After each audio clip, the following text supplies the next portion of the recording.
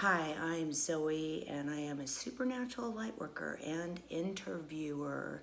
And today we're going to be speaking about, yes, sex demons. I am not kidding you. So, what is a sex demon? First of all, let me just explain a little bit about sex demons before I start getting into my experience. And on top of that, then I have some people that I actually did some work with not too long ago that are going to come on, and I'm going to interview them. So I was really lucky to have that.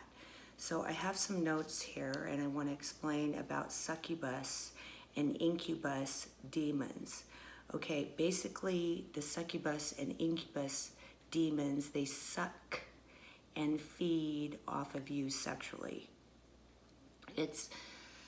They're kind of like they're feeding off of your soul is actually what they're doing. So I have a few little notes here that I'm going to explain about, and then I'll tell you about my experience.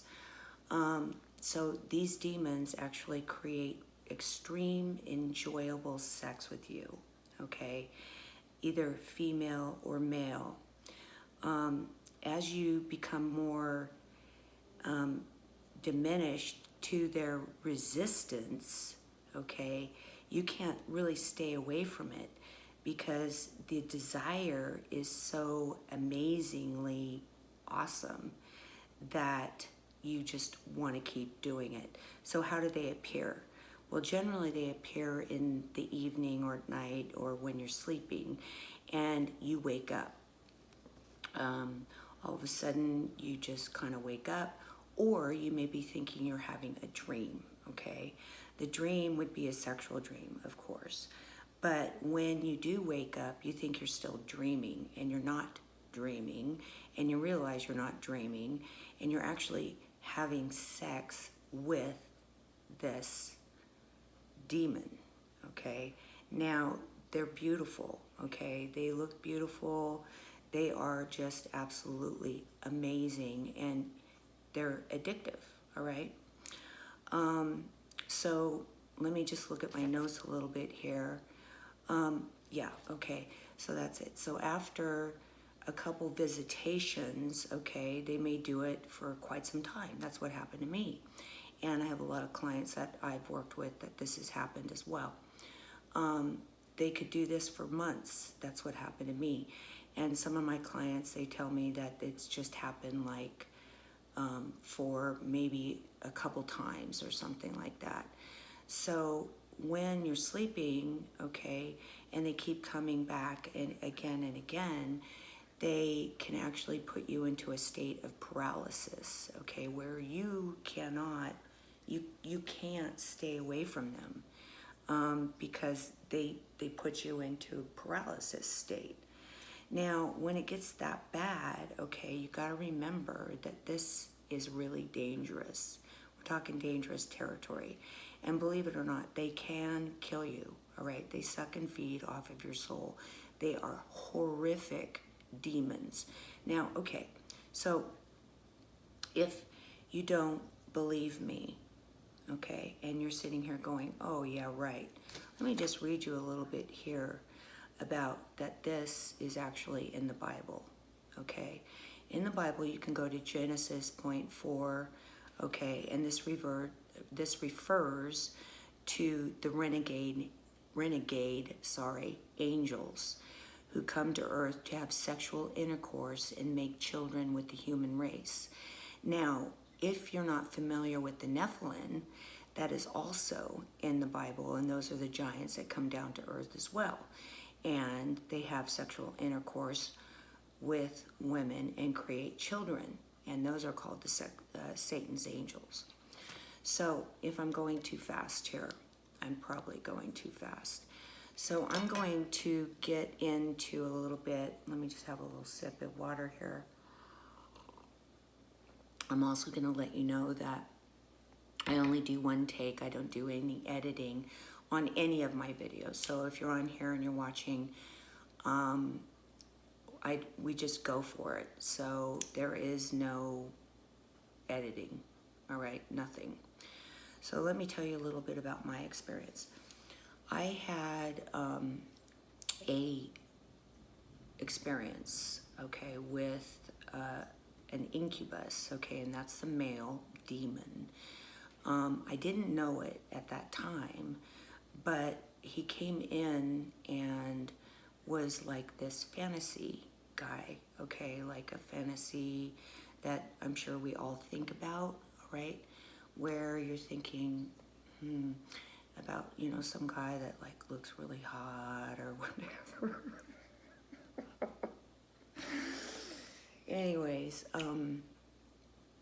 I had this one type of looking person, okay? It looks like a person, all right? It really does. But I really couldn't tell like exactly the features or anything. I just knew how it really felt, okay? So, if one is doing masturbation or if they're sleeping and right before you go to bed, okay, and I'm just gonna say it like it is. I mean, I don't care if you don't like it. I mean, this is the way it is, okay? Everybody has fantasies. So, yeah, so that's how it came in. And this happened like, oh, I don't know. It's been quite a while, quite a while. Anyways, and I would think of it, this thing, every once in a while, okay? Not with my partner, but, you know, when I was doing other things. All right, so I'm just gonna go ahead and say it. This thing that comes in is so incredible.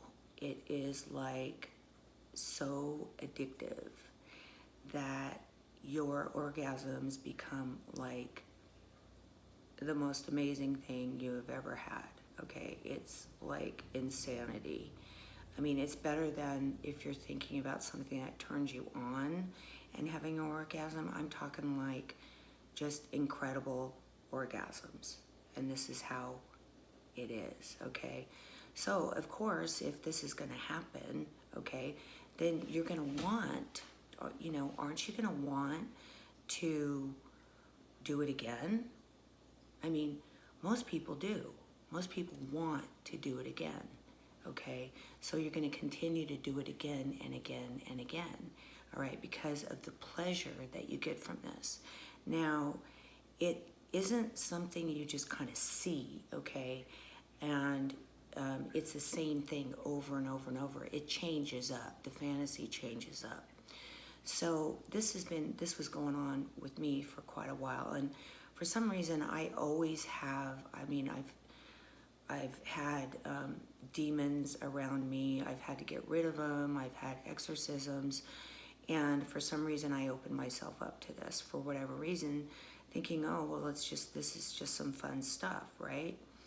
So what happened is I was sitting with a girlfriend at a coffee shop once, and I started telling her about this because she knows what I do and everything. And I said, you know, I want to tell you about this incredible thing that's going on with me. So, hi there. I have somebody in the room, which makes it very difficult here. So I was talking to her, and I was at a coffee shop, and telling her about this whole, you know, thing I was going through. And she goes, you know what? I think this is an incubus. And I was like, oh, no way, no way, no way. Nah. It's just like I'm just having a fantasy. And she goes, I don't know. So this went on for after she told me this for months. And I just like was like, you know, I never even thought about it actually. So I continued with this for quite some time, and it got more and more and more intense. I mean, like, so intense that it was like an everyday thing for me, right? And as it became more intense, I would put music on in my headphones, and this had been going on for quite some time, so it was kind of like it just kept building and building and building and building, to where I was so addictive that I actually could close my eyes with my music on, and I could feel his hair. I could feel, I didn't never see the face, but I could feel the body. I could feel the hair. I could feel every single thing as if he was standing right in front of me. I'm not kidding. And it was, I would have to say, I've had serious stuff happen to me. And I would have to say, out of all of them, to actually have the feeling of a spirit or a ghost, if you want to call them a ghost, because they're not ghosts, because I've dealt with ghosts, that this was like right there. Like if I closed my eyes, it felt like if I was touching a body. And it was so intense that I finally, when it stopped, see, you can tell that I'm just like, whoa, you know, I'm still like, whoa. When it stopped, it was like, oh my God. So I started thinking about it, and I said, you know, this situation is getting out of hand, and this just doesn't really feel right. I mean, there's one thing to have a fantasy, okay, but it's one thing if I'm actually now closing my eyes and feeling this thing right in front of me while I'm listening to music. So it dawned on me that after I've been working with some people with succubuses and incubuses, that, and I never thought I could get one because I do a lot of protection work, that's exactly what it was. And I flipped out. I was like, there is no way that this is going to happen anymore. And I went around and I did my whole cleansing process of the house and myself, and did my rituals and, you know, exorcism of this being around me and around the house. And it went away. Okay. Yeah, it went away. But it's not easy to get rid of them, okay? Like, you may think that it's gonna go away, and you might need some help to get this to go away, because I've helped others to get it to go away, because they don't know how to do cleansings and stuff, or an exorcism to actually release this demon away from them. But they can come back and tempt you, okay, or trick you. So I want to let everybody know that these demons are extremely dangerous, and they can ruin your life. It's like an addiction. It's like alcoholism or sex addiction or gambling addiction or anything like that. And you can have this addiction. Now, it also, what I found with working with other clients is that this addiction can actually come from sexual addiction. So if there's somebody in your house that's watching porn all the time, or is addicted to porn, or whatever, that these beings can come in then as well, okay? And they can infiltrate the house and actually get around other people or younger people. So I hope that kind of gives you some idea. I have on my demon boots today because I thought it was appropriate for the demons I'm speaking of. So what I'm going to do is the girls that I just helped are going to be coming on, or maybe one of them, I don't know, today. And they're going to talk about their little story. Now let me just tell you a little bit about it. They saw my car, and we live in some villas, and pull into where, you know, my garage. And she comes running up to my door later on that night, and she's like, I saw your sign on the side of your car. I really need help. I mean, she was totally flipped out.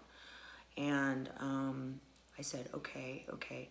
So the reason why I'm letting them in the house with what's going on right now and the coronavirus and all that is because I've already been around them and I didn't even think about it, and kind of went right up to their house like the next day, and I just really wanted to help them. So just so you know, they'll be coming on next. Now this, of course, this next thing is going to be a totally separate video, okay, where I'm just going to splice it together, but like I'm doing right now, it's just going to be one take. So I hope that kind of gives you a little bit of ideas about sex demons, the incubus, which is the male, and the succubus. Okay, and don't forget to look in the Bible, and don't forget to look up Nephilim too. So hey, it was great to all be with you today. Thank you so much, and welcome to my house. And also let's say a hello to my partner, Crystal Arana, and she helps me with all the Skype interviews that we're doing right now. So over and out. Okay, thank you. Hi, I am Zoe, and I am sitting here with Fallon today, and I just explained a little bit about Incubus and Succubus on the interview, and I told you that this is one take and there is no editing, and so now we're sitting here with her. Unfortunately, we weren't able to get her mother down here today that I spoke to, which I spoke to you about in the last portion of this interview. So I'm actually with her today, and we're going to be doing a short interview. So this is Fallon. Hello. And hi there. Hi, I'm going to sit right next to you. Okay, so I had already talked to your mom, and we went up to your house, and I met you and your sister. Yes, And I think you met Mason that day too. Yes, and I met Mason, which is their new little baby. So they were having a lot of problems and actually really afraid for the little baby, which is Mason, okay, and he's what, 6 months? He's actually just hit 5. 5, okay, I was close. So I'm gonna just let you, Fallon, tell her story. Now, okay, I remember that the next day I came running up because your mom was kind of freaked out. Yeah. And you guys were there, and she was at the store. So Yes.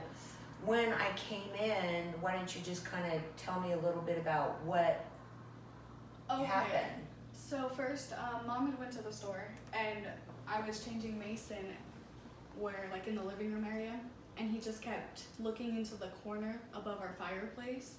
And at first I was just kind of like, oh, baby, okay, whatever. Right. Until he just had this look of, like, he's seen the worst thing ever and just started screaming. And I was like, oh, wow. And then he wouldn't let me go back into the living room. And then that's when you had came up. Right. So when you came up, we were in the back because he would not go into the living room. But then he also got afraid with something in Mom's room, which was Right. where you were at.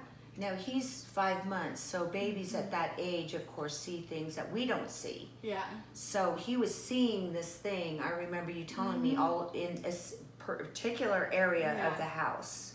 It was mainly there, right? Yeah, because he there's times where, like, he normally just kind of looked there and just stared there. I just thought he was just weirdo, like, okay. Right. But that, I'd never seen him be as afraid as he was, and he would not even let me go past the hallway into the living room. That's right. He freaked. So then I remember you guys were taking me into other areas of the house. I kind of took off and did my own thing, but then I came back, and then you kind of guided me back into the other areas of the house. Yeah, like the bathroom and my closet area are the main that I don't like to be around. Yeah, now when we went in the bathroom, why don't you explain a little bit about the watching thing? Oh, okay, so like when I would go take like a shower, I would think somebody would open the bathroom door to come in, so I think it would be like my sister or something. But when I look, there's nobody there, and you just have this feeling of like somebody sitting on like the toilet area, just looking at you, just staring at you. like, what are you doing? Right. Yeah. So I remember that when I went in the bathroom area, and this has happened to all 3 of you. Okay, I was like, okay, yeah, it really creeped me out when I was in that bathroom area. Oh yeah, I don't shower in there anymore. Right. And okay, so it happened in both bathrooms, right? So you had, because of the way the house goes, it wasn't like one bathroom's over here and one bathroom was downstairs. It was like the bathrooms were like pretty much there's a wall close together, separating. right? That's it. Yeah, wall separating. So you guys all have. Did anything else, like any touching or anything like that, go on in the bathroom? Well, I used to feel like a handprint, like if somebody were to just be like this, Right. when I was in the shower, and Right. I would freak out. I think at first I would like think of my hair, so I was like, Right. But then it got like harder, like Yes, that's what they do. Yeah, and then it was like, okay, I'm getting out now. Right. See, it creeps me out so bad that I'm getting chills all over. I know that someone's telling me the truth. When they don't tell me the truth, I don't get those chills that go up and down my arms. But okay, so then we went and looked in the bedrooms, and I was just kind of surveying, and then I saw this mirror, and I didn't like that mirror whatsoever. That one, me and Mom have decided we were going to take out because I told her to. When my cousin came over the other day, she saw something in the mirror, like we all did, and we were walking because we were doing our makeup because we were gonna go out and just have fun. And when we went back in there, so we left our phones in there, and had the light off. All of a sudden, I hear my cousin just scream, and I was like, "Whoa!" So I went back there, and like there was just this figure in the side mirror. A man? Yeah, like it was just like. Was it a man figure? It seemed like a man figure, but I couldn't see details of it. Right, It was exactly. just like a. That's exactly it. Now the thing is that after I told your mom what to do because, because of my business and stuff and what I do, I gave her some stuff to do. That was the biggest one I wanted her to take down was that mirror. And we have decided when we get like the right tools to take it down. Right. You can do it. That's what we're gonna do. Okay. Because it's just now I don't even like to look in that mirror. Right. It's creepy. And we do know that somehow this thing is around that mirror or in that mirror or something. Yeah. Now, I remember you were also telling me about, I felt drafts when I was in there, and I tried to survey the situation, and so I would walk over to kind of the door, but I could feel it all the way coming in the back. Yeah. So there was definitely something. Now, instead of it being cold air like it was, it's just hot. Like I'm used to like the cold of it, but now it's getting weird because it's hot. Good, no, because that's what we wanted to have happen. Because after I gave you the mom the stuff to do, then that means I asked her after we talked about this. I said, this is what you need to do. This is what, if it doesn't go away, then you're gonna have to let me come in and do my job because I do this for a living anyways. And I told her that. But, okay, so then you told me that you were in the living room one night. Oh, when I was like cuddled? Yes. Oh, it was like one of my first days living back with my mom. And it's 2-bedroom. My sister has the other room, can't share a room with her. Right. So I was sleeping on the couch, and I got cold, so I had the blanket over my face.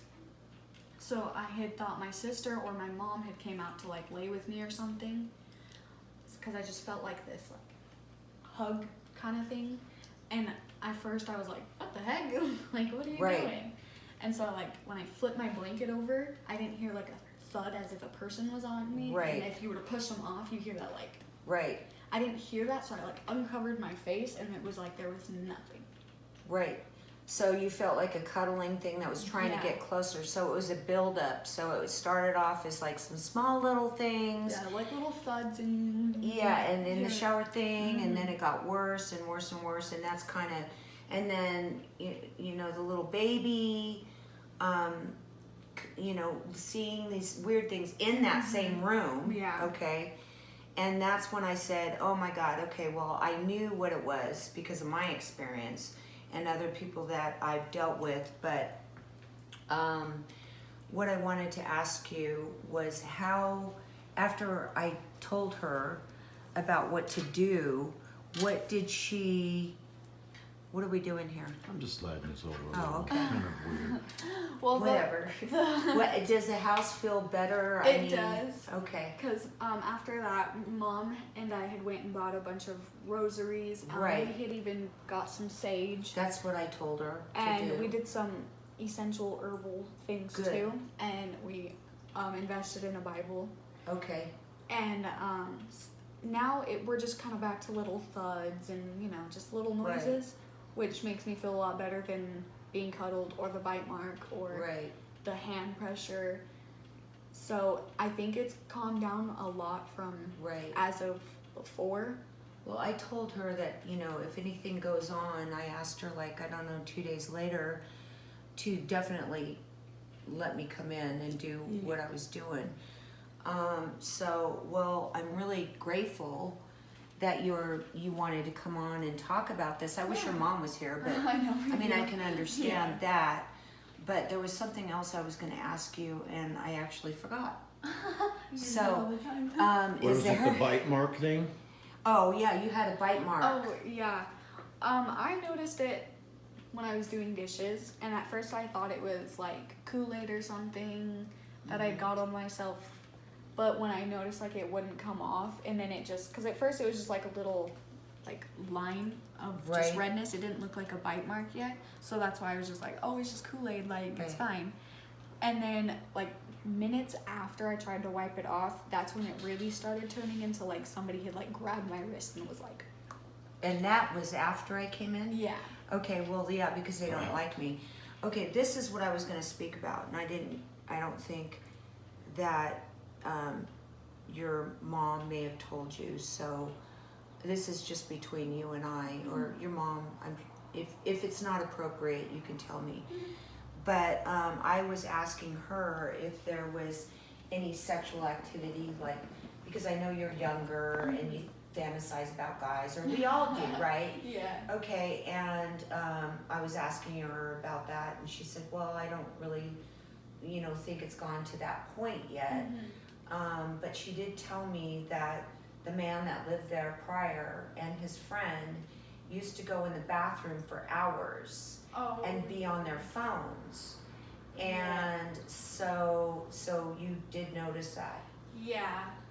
I thought low-key they were doing drugs, but they never came out with as they did drugs. Right. Okay, so what I told her was I knew they were in there doing porn. See, and that crossed my mind too, and I've asked my mom about that too. Yeah, and she kind of said she agreed with me. So if they're both in there doing porn, of course this is going to pull in that energy, which I spoke about in my last video. If someone's addicted to porn, they're going to, and fantasizing, and maybe they're not spiritually based, they're going to pull this energy into the house, which pulled it into you guys because he doesn't live there anymore. Yeah. Did this happen after he left? Before, when we first moved in, it was just creaks, and we always just thought it was the apartment settling in. But it was nothing to really kind of be I don't know about that. And then after he left, so it was the porn. I talked about that in the sexual addiction.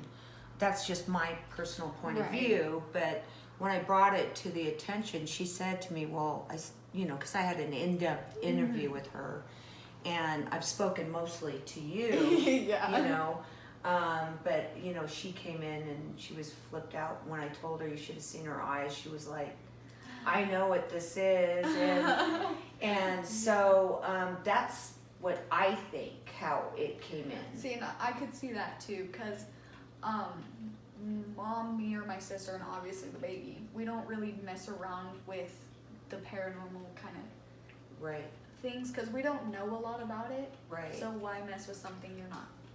Well, you're not supposed to. Yeah. I mean, you're doing the right thing. Me and mom, we watch our ghost adventures on Hulu and stuff. That guy is. Nice. Oh, I'll be nice. I'll be nice. I'm smiling. But we don't try to let's just play with the ghosts. Oh yeah, right. No, so you stay away not from a good that. Yeah. So there's not really any reason, because you guys used Ouija boards or you're into this, to where you're hallucinating, thinking these things are coming around.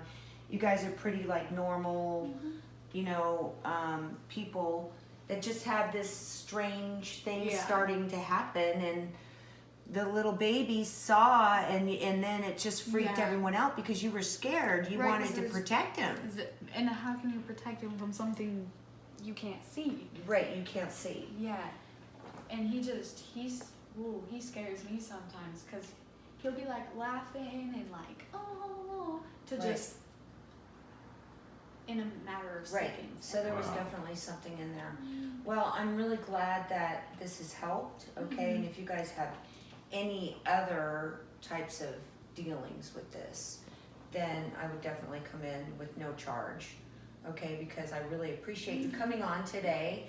So that would be my way of giving back. And so what I want to say today is that I'm really grateful that Fallon came over, and that we've already been in contact, and instead of doing Skype, we were able to have a live person sitting next to me, which I just want to say thank you so much.